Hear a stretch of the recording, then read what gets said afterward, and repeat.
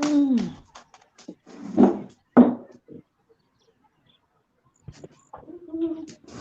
1 second, 1 second.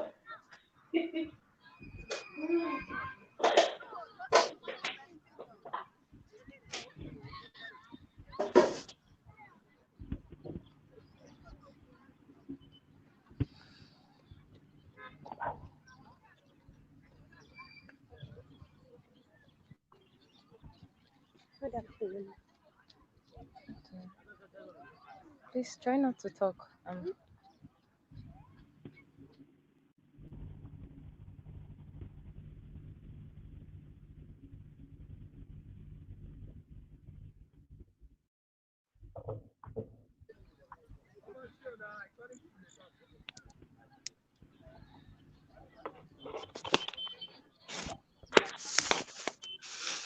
Good evening and welcome to the State of the Nation on AsphericTV. I am Ayolua Joshua and my co-anchor is Waki Paul from Uyo. Waki, how are you doing? I'm very well, Ayolua. Thank you. How are you? I'm also well here. The State of the Nation is a program initiated by the Aspheric TV to enable individuals, agencies, government parastatals, and private organizations to highlight their achievements and plans in their various industries and to discuss how their plans affect Nigeria. Our viewers can interact with us on this program on Facebook at Official Aspheric News, on Twitter at Aspheric News, on Instagram at aspheric.news, on YouTube Aspheric TV, and please do subscribe to our YouTube channel for more programs.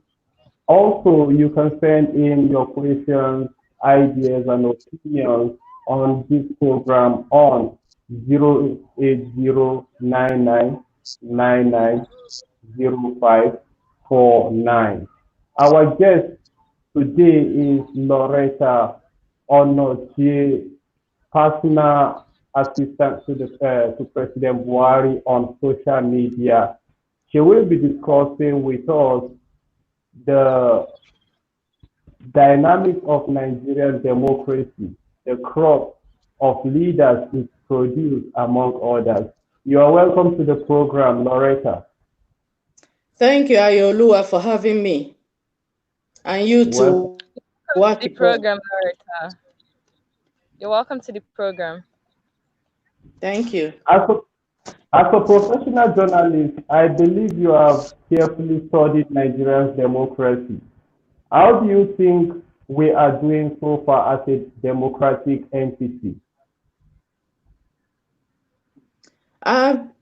First and foremost, I'm not a journalist. I'm a media personnel, but I've never studied journalism. My area of specialism is education. I'm an educationist, and as a lecturer in the UK, I taught media. But I'm not a journalist. But back to the core of your question, democracy as we know it today is totally different from what it used to be many years ago, and it's different from the recent past. You have to understand that democracy was foreign to our people because we had our own system of governance, the system that evolved in villages and towns, and which traditional rulers were the ones, who made most of the decisions before the advent of the white man. And then they brought democracy. It was difficult for us to embrace, and we are still grappling with it because it's actually, democracy is foreign to our culture. And so because that is what the modern world demands, we are trying our best to be part of the democratic structure of the whole world, in order that we are not left behind in the scheme of things. Democracy has come to stay in our nation. It is now the form of government we have embraced. But the people, because democracy is actually about the people, and the people. But as of today, most people, that's the ordinary Nigerians, they still do not understand that government belongs to them. They do not still understand that. So governance is still in the hands of the elite. The ordinary people are yet to grasp the fundamental issue that democracy actually belongs to the people. So that's where we are now. The people are coming up gradually. They're beginning to know their rights. They're beginning to insist on their rights and their privileges, and they're beginning to hold the government to account. In the past, I remember in 2010, when I stepped into the Nigerian Facebook space, and then I think there was something that happened in my state, and I spoke about it. Everyone descended on me. Oh, you don't know they are our leaders. Why are you criticizing them? But today, everybody is doing it, and I'm very glad. I'm very happy that people are holding the government to account, because each time somebody steps out into the political space and asks for permission from the people to serve them, that person automatically becomes the servant of the people. That's why they call the ones that work in government public civil servants, and people like us public servants. We are the servants of the people, so we must take our directions and our instructions from those who should be calling the shots, and that's the ordinary Nigerians. But still, up till now, many Nigerians do not really know the power they wield. They do not know that government actually belongs to them. That's where we are now. Okay, okay. That being said, all along we in Nigeria, we've been celebrating our Democracy Day on the 29th of May, and President Buhari decided to change the date to 12th June to mark to in the memory of MK Abiola. Was this really necessary, or what would you say is the significance of this change? If I speak on this issue, I'll be speaking entirely my own opinion about June 12th. I was quite a young woman when it happened, when MKO Abiola traversed the length and breadth of this country, seeking for people to vote, and it was change. He actually campaigned on change, and MK Abiola was the very first person I personally voted for in this country, because that was when I became, I had just crossed the age of voting. And so it was sad. It was very sad that after he won such a magnanimous victory, he was a Muslim and his running mate was a Muslim.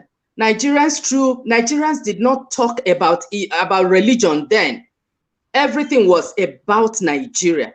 Everything was about the ordinary people, and everyone got together and we all voted for this man. He scored, I think, about 80-something% of the votes.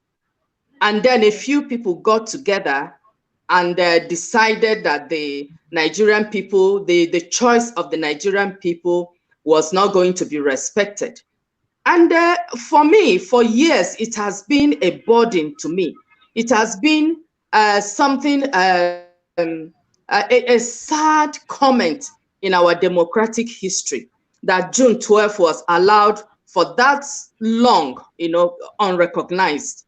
So you cannot imagine my excitement, my excitement when I suddenly woke up that the government that I chose to work with decided to honor this day that Nigerians crossed through all. It was a day that Nigerians threw every boundary down. They threw down the boundary of tribalism, the boundary of religion, and they came together and they voted this man. All they wanted was a leader. We didn't care whether he was a Muslim. Christians didn't care whether he was a Muslim, and we didn't care whether he had a Muslim running mate. It was a great opportunity that Nigerians missed. And I'm very delighted. I'm very, so delighted that President Buhari decided to honor that day, to give us back that day, to give us that day when it was taken from us, when that was the day we were told that there were Hausas and Yorubas and Igbos. That was the day we were now, the day it was annulled. They told us that these are Muslims and these are Christians. That the day it was annulled was the day they said to us, these are men and these are women. They told us that these are educated and these are not educated. All the negative things that continue to happen in this country happened because June 12th was not recognized. Because June 12th was a day, it was the day all Nigerians came together, embraced each other's religion, embraced each other's, whether you are a man or a woman, they embraced whether you are Hausa, Yoruba, Igbo, Gwari, Nupe, Anioma, whatever you are. All of us came together. So yes, kudos to President Buhari, and he will go down in history as the one who restored that hope. It was hope who restored that hope to our nation. Okay. I'm glad too that such day has been decided upon to be celebrated. Yeah, me too here. And now looking at constant rise in the talk about religion, what would you say is religion really something to think about when it comes to choosing a leader in a country like Nigeria where we have people from different religions? Like I said, June 12th brought back those memories, of us having two Muslim people, running for a ticket, and then they got it, but it was taken from them. Now, when you talk about religion, do you need religion to run a government? You don't need religion to know that there are people who are suffering and need to be looked after. You don't need religion to know that there are people who have no roof over their heads. You don't need religion, because when you talk about religion, if you remember when after President Buhari took over, and he inaugurated the panel to investigate the arms deal. When the report of the arms deal came up, there were Christian looters and there were Muslim looters.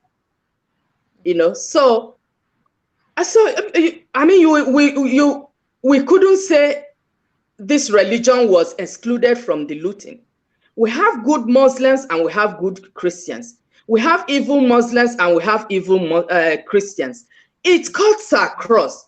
It's not about religion. It is about who has the capacity, who has the heart, who has the ability, who has the skills to meet the needs of the people.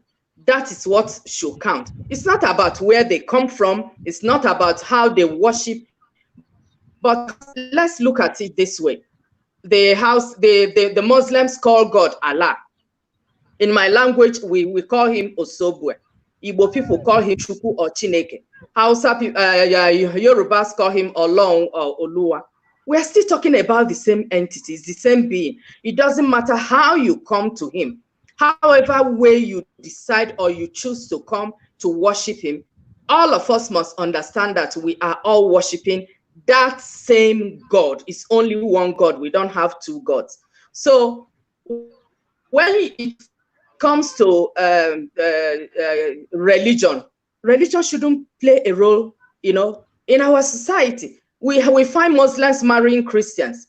We find Muslims marrying Christians. Christians marrying even people who don't believe that there is God. We have all kinds of relationships. You find a family, in that family you find Muslims, you find Christians, and they relate well with each other.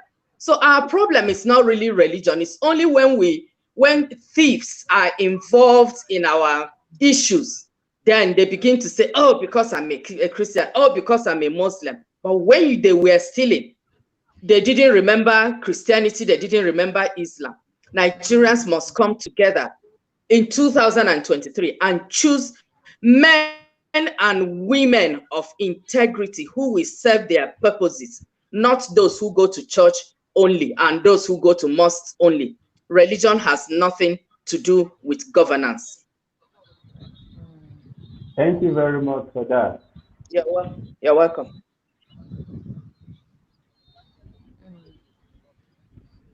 Now, talking about underdevelopment, we know this topic has been hanging for a long time now.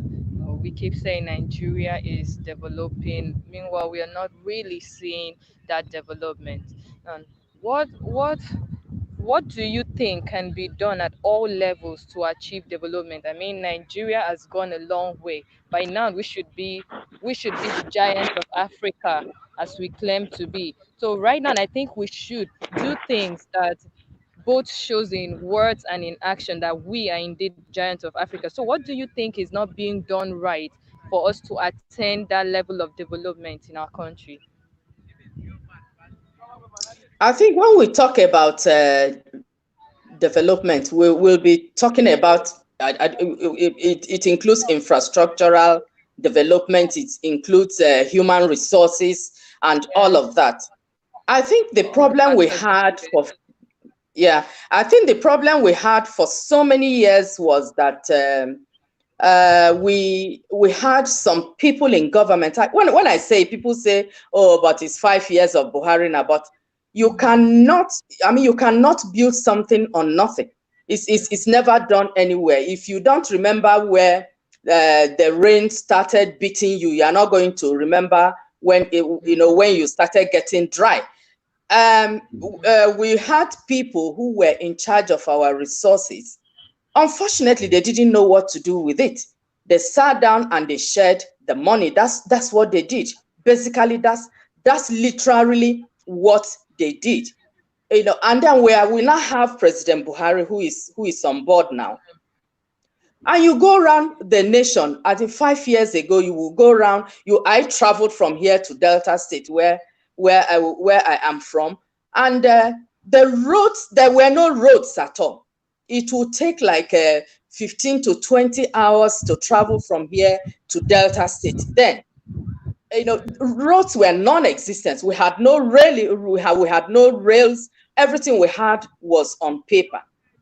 I think what really happened that set us back was that period of looting, mass looting of federal, state, and local government resources. Funds. Consequently, nothing was done. Contracts were awarded and the money released and they were all shared. That was what happened to us. But now things are beginning to take shape. The roads are still in a bad shape, but thankfully work is going on them and people are seeing now within less than about 6-7 hours I'm already in Delta State from Abuja, which is a great improvement. We are now having rail lines running from Lagos to Ibadan. We have one running from Itakpe to Abo and then to Warri. So we are expecting the coastline. We are expecting the other one that will be running from the southeast up to Meduguri area, where we have lines coming through. We have the one from Kaduna to Abuja, and I mean, things are happening. You now go to our airport, you are proud that you are a Nigerian, because our airport, the Lagos airport, the one in Abuja, in Port Harcourt, you go to these places now, you are very proud because they really look like the ones we travel to overseas. So, and it's a good thing now we are in this pandemic period, because it has shown how terrible our hospitals were. Even the SGF said so. So I believe that now a lot of work is being put into that as well, to ensure that our hospitals are also up to date. There's no way the decay of about 16 years, there's no way it can be fixed in 5 years. So, but the foundations are being laid. The federal government is laying foundation, and again, the government has given financial autonomy to the local governments, so that they can also do their bits. Everyone looks at the at the federal government. Everyone stares at the, oh, Buhari that, Buhari this, Buhari that. Well, there are resources that get allocated to the state government every month, and then to the local government every month. But you go to these areas, there's practically nothing to show for it. So time has come for Nigerians, especially our young ones, to begin to hold their leaders at the state and local government accountable. Because everyone keeps saying Abuja, Abuja, Abuja. Abuja is federal. Most of the money, goes to the states and then to the local government areas. So we must begin to hold that. We must begin to look into what they are doing. Those who get constituency allowances and projects, we must look into how much did they get? What project was it for? Did they do it? President Buhari cannot be in Asaba and be at Lagos and be in Abuja at the same time. He cannot be. None of the ministers can be. So you, the citizens, ordinary Nigerians, must be the eyes. And I can tell you, most of the information we get them from ordinary Nigerians. They pass information to us. They say to us, we found out that our senator or our member of House of Rep or our governor or our local government chairman got such and such an amount for this, and this is the picture, this is the situation. It's not being done. That's how we can get information. We can't be everywhere. Everyone must be involved. Involve yourself in governance. That is the role you play as a citizen. If you are a citizen of a country, protect yourself by giving up information that the authorities need to help make sure that those projects are completed and for the use of your community. So it's getting better now. We have more roads. We have more rail lines coming up. We have more hospitals being built, and so on and so forth. All of them cannot be completed in 8 years. It's not possible, because Nigeria is a vast nation. It's a vast country. But the good thing is that African nations, because Waki, you mentioned about being the giant of Africa. African nations are beginning to show respect to Nigerians. They are showing more respect to Nigeria, not just African nations, across the world. Investors are falling with all this hardship going through now, with all what we are going through. Foreign investors, particularly from Europe and America, they are always here looking to do business with this country, because now our I don't know how church people say that their destiny has changed. Our destiny has changed, that we have a leader, a leader that can be trusted. He can be trusted, to the point that African nations, they are forever giving him one title or the other, champion of this, champion of that. It's because they respect, and that same respect they accord him rubs off on us, on all of us, as a people. I remember some years back in the UK, we attended a meeting and everyone was introducing themselves and where they came from. And I said, my name is Lauretta Onochie, I'm from Nigeria. And the meeting went on. At the end of the meeting, an elderly woman approached me and said to me, my dear daughter, don't introduce yourself like that. So she said, she introduced herself as a Ghanaian. It turned out that she was a Nigerian. Really? And yes, wow. That was how much people were not proud of being where they come from. So I said to her, I am a Nigerian. I am a good Nigerian. And if all of us who are good Nigerians keep introducing ourselves as foreigners, people will never know that there are good Nigerians. I said, I will continue introducing myself as a Nigerian because that's who I am. So, but these days, you don't need anybody to prod you. Everybody, everywhere you go to, I'm a Nigerian, oh, your president is Buhari. I say, yes, that's my president. So we have come a long way. We have come a long way. And that is why we must support. When I see young people online attacking the EFCC or supporting people that go outside of this country to destroy our image, like this, what do you call him, hush puppy or Hush whatever, puppy. Whatever he's called. These are people who bring this honor to our nation. These are people, all of us should come out and condemn in its entirety everything he has done, because he has brought nothing but dishonor. He has brought, because people look at you and they try to compare you with him. He is just one of the worst we have. So he shouldn't be a role model in any way. He shouldn't be somebody anybody should look up to. He should be, in my own, in my own opinion, I think they should just lock him away and teach him a few senses of how to be a patriotic Nigerian. Nigerians are good people. We are not thieves. We are not, no matter what anybody says. Thank you.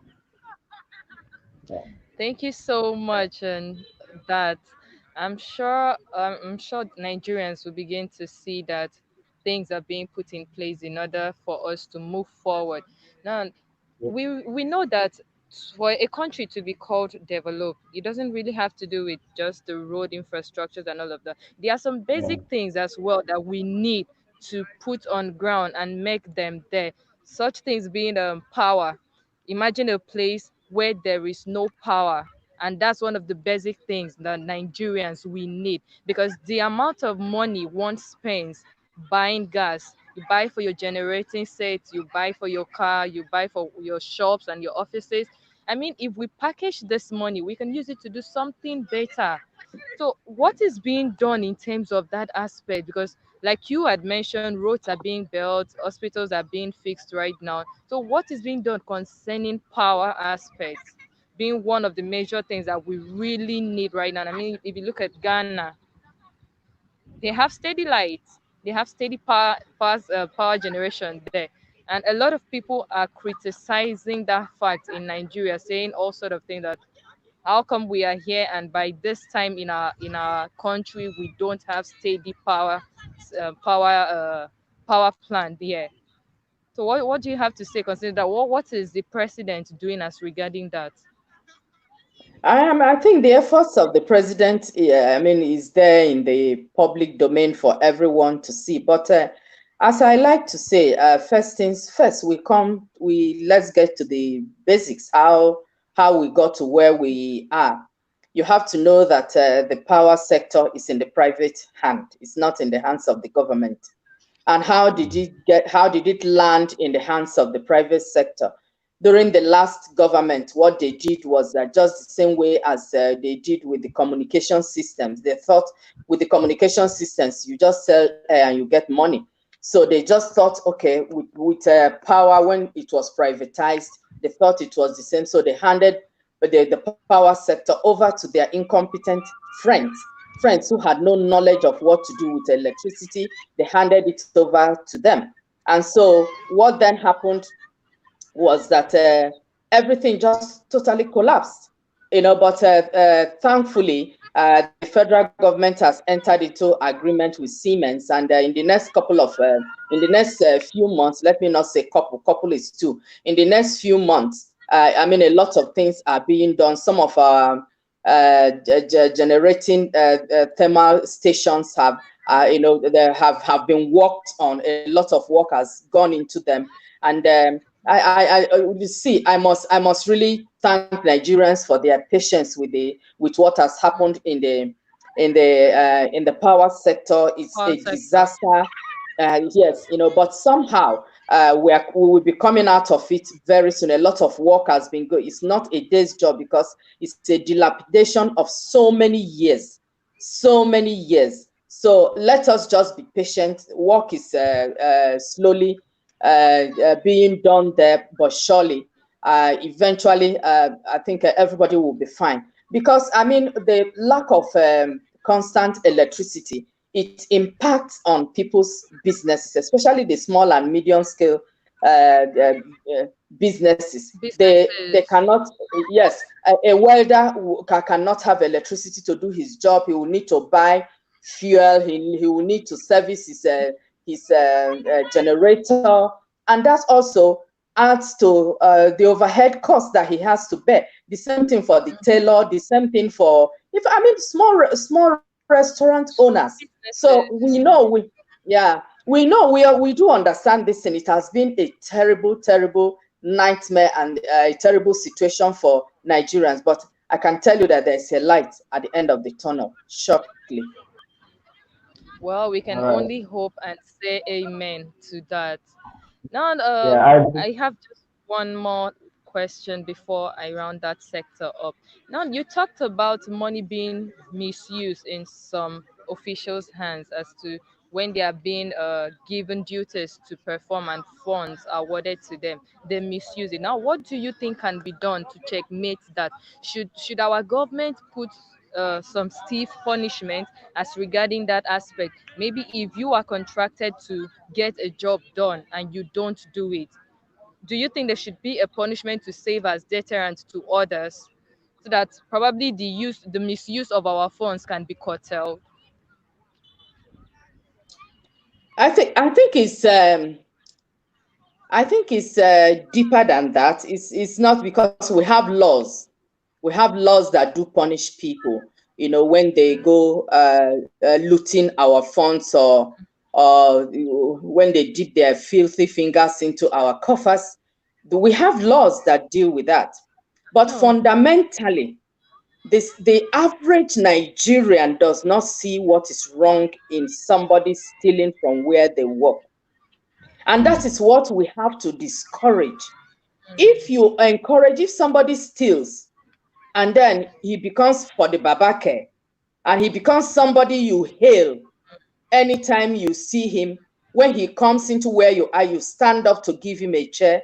They go to the church, they give them the front pews. You know, they go for events and they are the ones who get. Look, the when VIPs. Nigerians begin to hold their nose about corruption, I will not personally sit next to somebody who is corrupt, somebody I know who has stolen. I will not personally, Lauretta Onochie will not even sit next to that person. You know why? Because if I sit next to that person and our pictures are taken, people will count him as my friend. So I protect myself. But our young people, they don't understand that. In the job I do, people call me, they want me, they want certain, they name an amount I have never seen. They want me to gift it to them. This is because they have had this idea that once you are in government, you have access to public funds, and so you must, I must be stealing it. See, well, until, and then they call you, they want jobs, and they say, oh, you need to call this person for me. These are all corrupt practices. They are all corrupt practices that have been with us, that these days we don't even know. We can't even draw the line between corruption and wholesome behavior. Nigerians are not, they think it's when the police stands on the road, you know, to demand for 100 naira and 200 naira, that is just corruption. Corruption goes beyond there. Nigerians will first of all begin to understand what corruption is. Unless you deal with corruption in your own personal life, you cannot come out and be accusing other people of corruption. You cannot be pointing, because as long as you point one finger at somebody, 3 other fingers are pointing back at you because you are the same.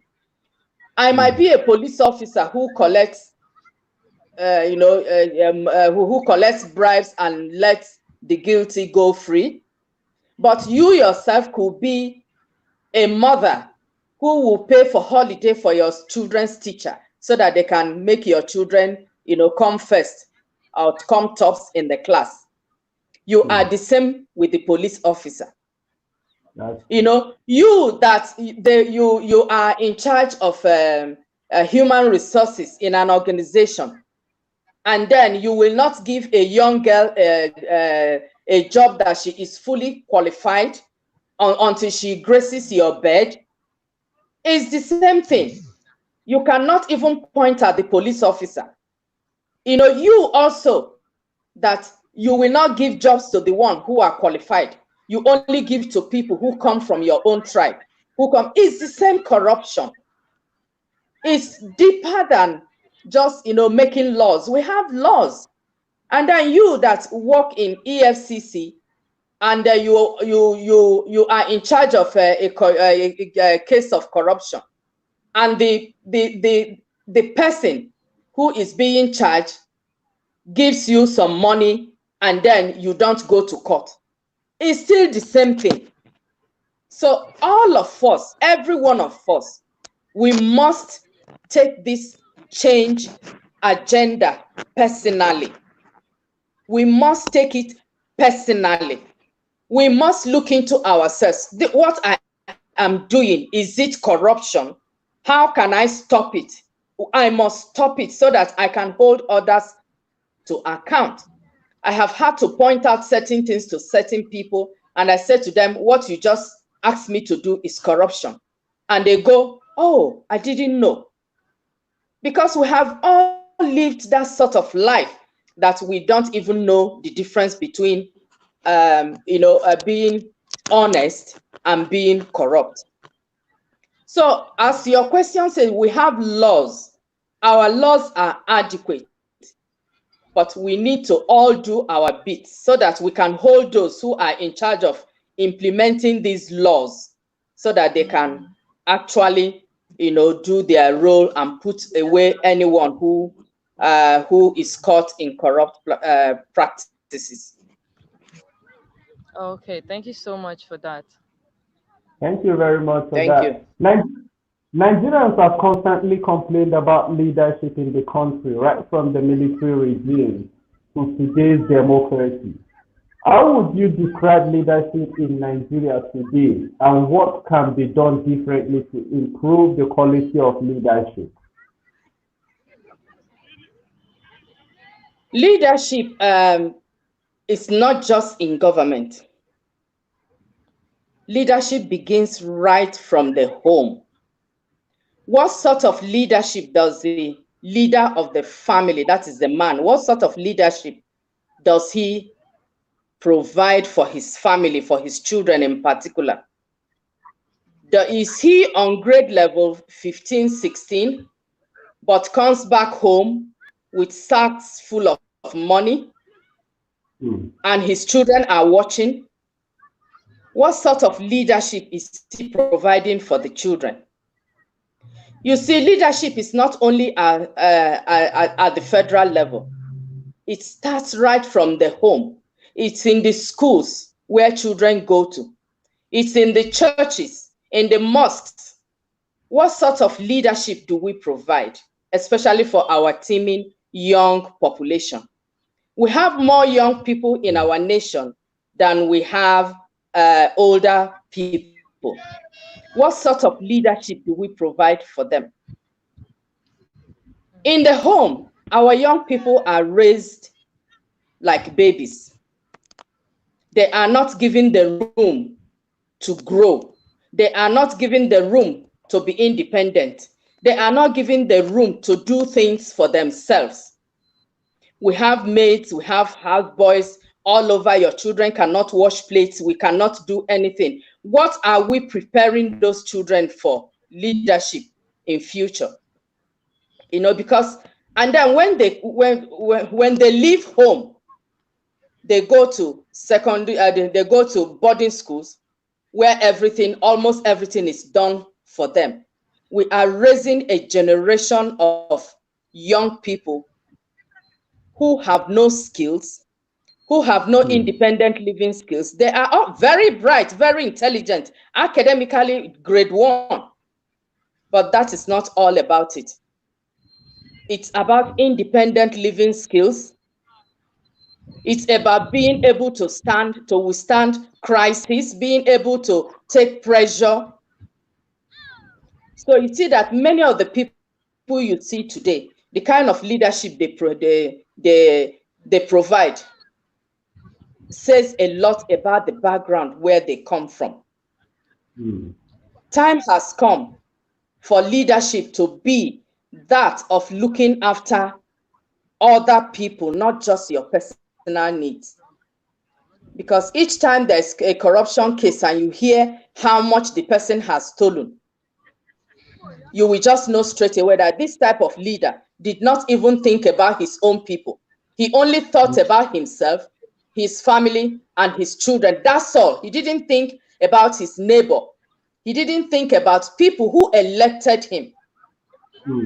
It's okay, so well, and then some of them, they will steal billions, and then they throw hundreds of thousands at people around them, and those ones come out to come and defend them. We must stop defending our thieves. We must stop defending, we must stop defending people that have stolen from us. You know, so leadership is all about the people. It's about the people. Oh dear. Leadership is about our people. It's about the people. The people, a leader is appointed or a leader is elected to lead people, not to stand on their heads. And leadership must listen. Leadership must get feedback, because a leader cannot be everywhere. And because you are not everywhere, so you must listen. You must listen to the cries of your people, the feedback they give to you. I'm not talking about malicious feedback, because sometimes people give feedback, in a malicious way, because this doesn't favor me, so I'm not happy, so I must complain about it.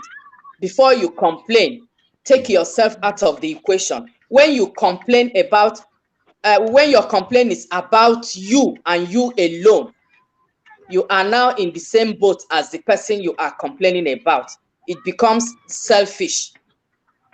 Take yourself out of the equation so that your complaint is fair, and then you can be listened to. A leader a leader should be humble. He should be humble to say, oh, I got it wrong. I am sorry. I got this wrong. I'm going to make it right. A leader should not hit his hand on his chest and say, I am the leader. I have decided, and what I say, that's what goes. A leader must carry the lead along with him. A leader must sample the opinions of people he leads so that he can know what they want. It's not about what he wants, because he didn't put himself there. He's not there to serve himself. So that is what leadership is about. But you see, in Nigeria, the way we were raised, if you ask questions as a little girl or a little boy, your parents will say to you, will you shut up? Who are you asking? Go and sit down there. So we have grown not to ask questions. And we have also grown to lord it over people that we lead. And that is why you see in agents, ministries, agencies, a junior staff cannot say to the senior staff, this idea you brought is not right. Let us try this one. Everybody is yes, sir. Everybody says yes, sir. So we have to change our mindset and the way we do things. We have to change the way we relate one with another. Respect, deep respect. That's what we need, to respect others' opinions as well. You may not agree with me, I may not agree with you, but that's your opinion. And anybody can learn from anybody. Adults can learn from children. Children can learn from adults. So it's not only children learning from adults. We adults, we can learn from younger ones. And then to the Nigerian youth, when you are relating to people in leadership, do it with respect. Yes, they are your servants, that is true. But you do not sit on the head of your servants. You do it with respect, and they will listen. And they will listen. They will listen to you. Thank you. Thank you very much. Now let's quickly go through Okay, go on. So now we want to talk a little about the APC. Do you think the APC government has done more to provide solutions to Nigeria's problems politically and economically? If yes, tell us how. I think it's there. The results are there for everyone to see. For me, it's not really about party. It's not about APC. It's not about PDP, but it's about the people who are there and their motives. We are lucky to have a leader, Muhammadu Buhari, who you can trust, a leader you can trust that your money will be safe with him. A leader that will not use your money to go to the Caribbean islands to buy properties and then leave us hanging dry. He is investing our money in infrastructures. He's investing in poor families in order to pull them out of poverty. We have the social investment program. This program has been running since 2016. We have part of it is the conditional cash transfer, which happens in so many third world countries, apart from Ghana. Ghana does unconditional cash transfer. Well, I think, I don't know what that means for them, but I think it means when you are given the money, you can do as you please. In Nigeria, you can't do as you please with the money. The money is given to them, with a bid. They get training, they train them to start trading. I was very happy to see many of them. This last time, there was the federal government released some palliative measures to them. I saw them when they came in 2016 to get this money. Many of them had no clothes to wear. They looked wretched. You could see that they were really poor. But this time around, you could see them wearing, finer clothes. That means that the conditional cash transfer has helped them to improve their lives. They have used it to trade, and they are improving their lives. They are being pulled out of poverty. And then there's also the N-Power, where we take in, it's like an apprenticeship scheme where we take on young people that have graduated, and they have not been opportune to have a job. As at the year we started it, some of them had been out of university for over 10 years and had not earned a dime. So they are learning skills in teaching, in agric, B2B, to become agric extension workers. They are learning other skills, so that at the end of the year they would have been equipped with employability skills that will make them employable in the employment market. What again? So that means there are so many things. This government is about the poor. It is actually for the poor. A lot of the vice president has been going around the nation, supporting people to set up small and medium scale industries all over the places. Our young people are becoming millionaires by the day. And then you go to agric, there's the Anchor Borrowers Program, and people are becoming the millionaires by the day. Baba's worry, that's the president's worry, is that these young millionaires maybe start marrying many wives, and we have a population explosion. So, so yeah. See, we're not there yet, but yeah, we are not where we want to be, but we are not where we used to be. We have made a lot of strides. We have roads, we're in infrastructure, railway. I have said those ones before. I don't want to start repeating myself, but I can tell you that yes, there's still hardship, but the hardship we're experiencing now is global. It's everywhere. It's everywhere. But we have to think, what could have happened if, for instance, the former government was still in place now? With the pandemic, I shudder to think that another government was in place instead of the government of President Muhammadu Buhari. As we speak, countries great economies of the world are all in recession. we are probably inching there, but we are still struggling not to get into recession. We are still afloat. So what more can we ask? A few weeks ago, the banks tried to retrench workers, and this government wouldn't allow it, because over the years they've been making huge profits for themselves. This is the time to dip their hands into those massive profits and support their staff. It's not the time to send them into the labor market, while others are losing jobs in developed economy. This government is insisting that workers should be retained, and so far we have been successful.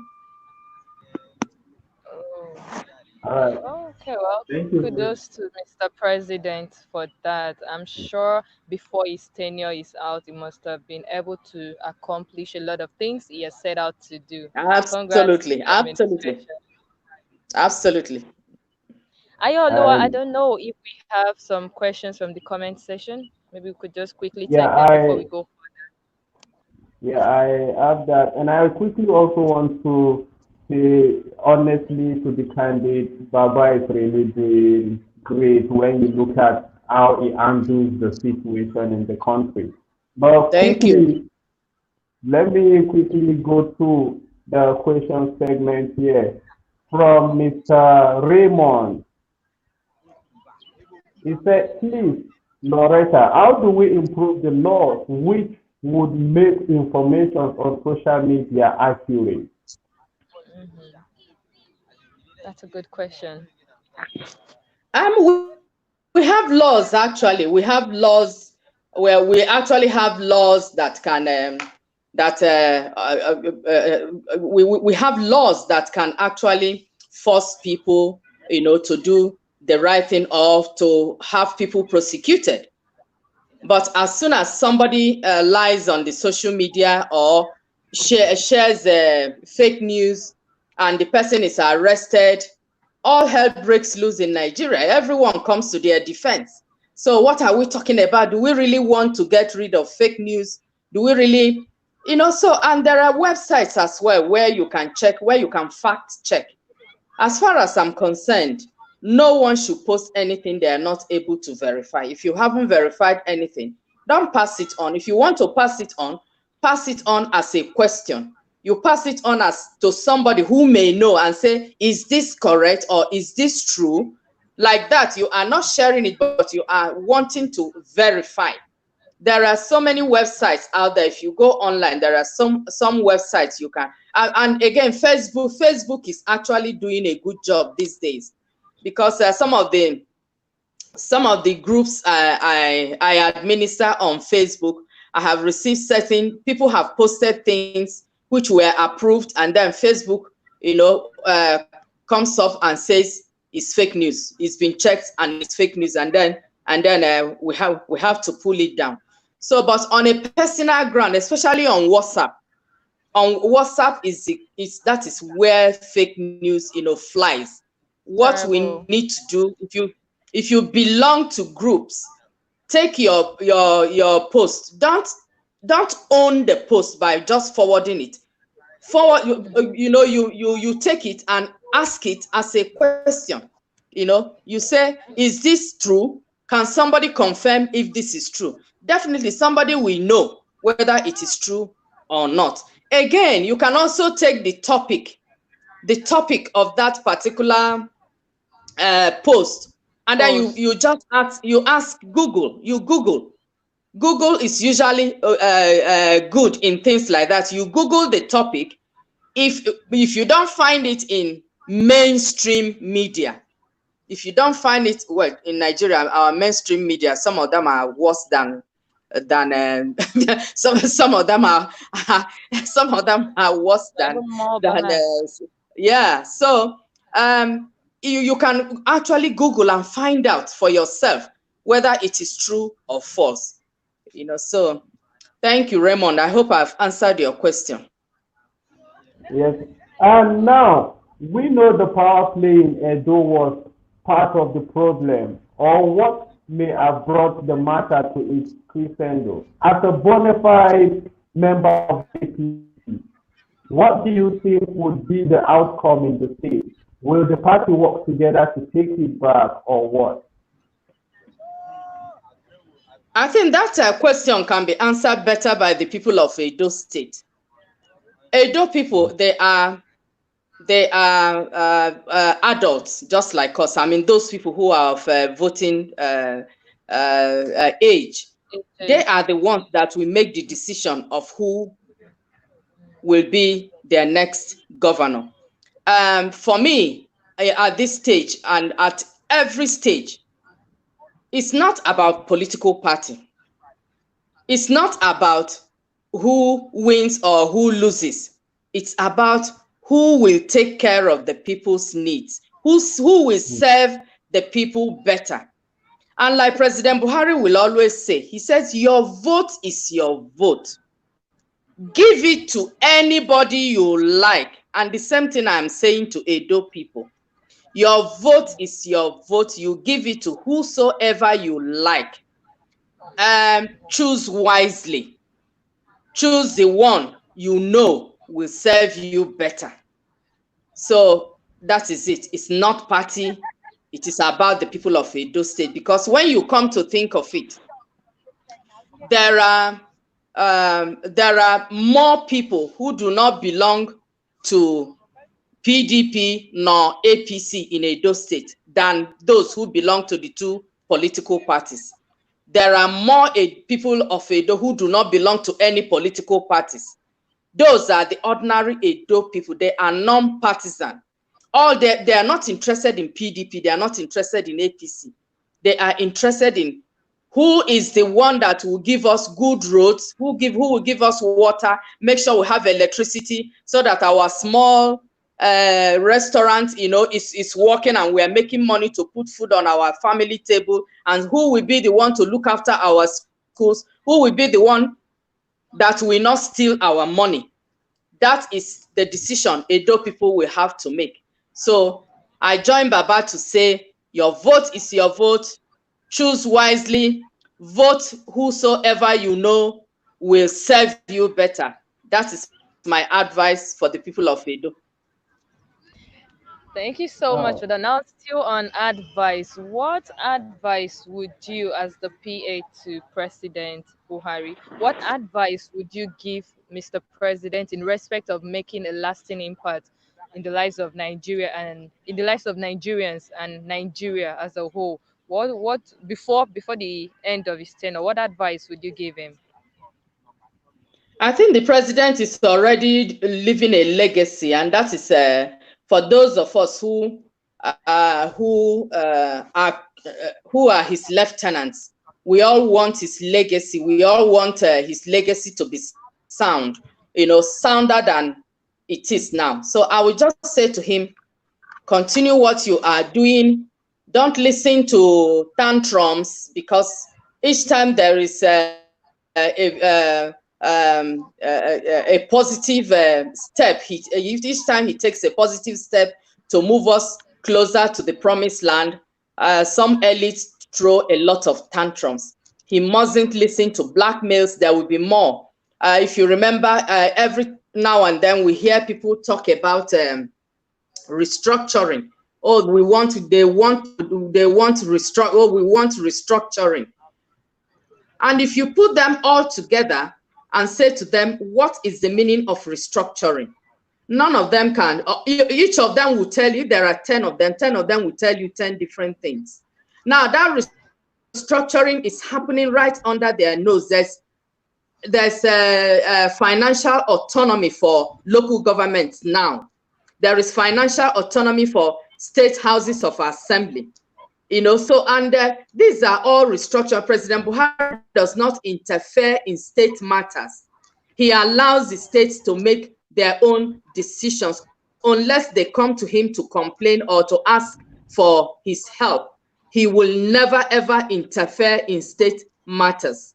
These are all restructuring processes, because in the past, the federal government would just jump into the state and decide, we have to, this is not happening, this one is happening, we must declare state of emergency, because they will tell the states what to do. Money went to the state and never got to the root, never got to the local government. But it's all changing now. So these are some of the legacies that President Buhari will be leaving. Nigerians need to support him, to support them. He is on the side of the people of Nigeria. He stands with the poor, with the ordinary Nigerians. So they need to support him when all these men of yesteryears, when they start bullying him. Nigerians need to stand with him.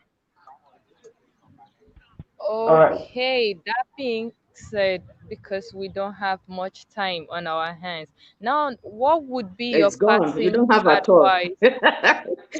Now, what would be your parting words to Nigerians? What advice would you give to Nigerians out there? I think what I will say this is because of the moment now, the moment we are in the pandemic.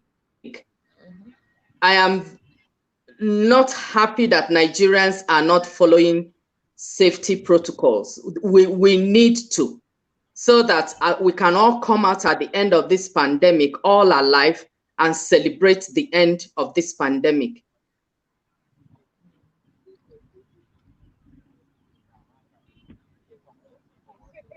Are you still there? Can you hear us? I think we are losing Lauretta.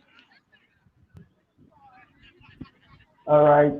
Thank you very much Hello. for having you back. Okay, we have her back. You're welcome back. Thank you, Ayolua and Waki. Nice talking with you. Yeah. Okay, my son, you were saying we lost while you were talking. Yeah, that's okay. I don't know what happened there. Okay, so you can continue with what you were saying. Okay. I said that we are in the time of this pandemic, and I will really plead with Nigerians to follow the safety protocols so that all of us can come out at the end of it and celebrate our lives. Because if we all need to take responsibility for our own safety, thereby protecting our own families as well. Because once one person gets it, you take it to your family, you could wipe out your whole family. So let us all stay safe, wear our face masks, so that at the end of it, we all celebrate the end of the pandemic. Okay, thank you so much for that advice. Ayolua, you wanted to say something? Yeah, there's a question from Ahmed Bello, which I wanted you to answer before we Go round up on. the.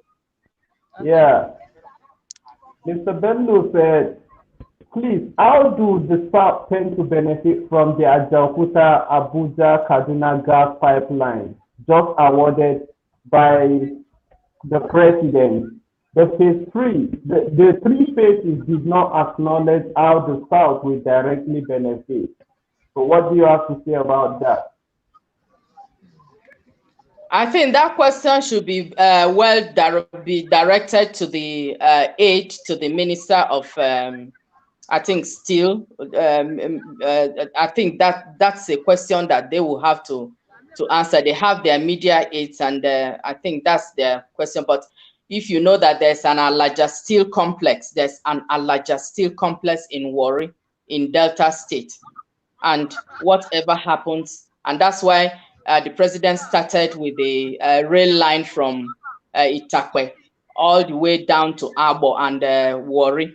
So it's all connected. But if you get the media aid to the minister himself, he'll be able to explain the nitty gritty details of the whole situation. Okay, I'm sure Ahmed Bello has heard that. All right. Thank you very much, Miss Lauretta Onochie, for Mr. and Mrs. Lauretta Onochie for No, just being part. Lauretta Onochie. That's it. Just Lauretta Onochie. That's it. All right. Thank you very much for being part of the Thank you program. so much for being here Thank as you, our guest, and Ayoluwa and we Waki. hope that Thank you. next time we call on you, you are going to respond to our call. Thank you so very much. Absolutely, And please Waki. keep up the good work you're doing with Mr. President. Oh, thank you very much. I will indeed. I will. Thank you. And Thank you also so much. tell It's him been a that wonderful we time. appreciate all his efforts and we are always going to be youth that will be We're supporting his praying good for work. him. Thank you very much. Thank you. Thank you. He will hear. Thank you. All right. Okay. No, Bye. okay. No, bye. Thank you so much. You're welcome. Okay, our viewers, thank you so much for always tuning to watch us. You can continue doing that. Just simply turn on your notification button on your Twitter and your Instagram and YouTube so you get notified whenever we come on. And please, to save your life, COVID 19 is real. So please do ensure that you adhere to all the instructions given to us by the relevant authorities. Wash your hands at every time. Don't forget to use your alcohol based sanitizers. And please do well to maintain social distancing. Thank you so much. And please have a good stay.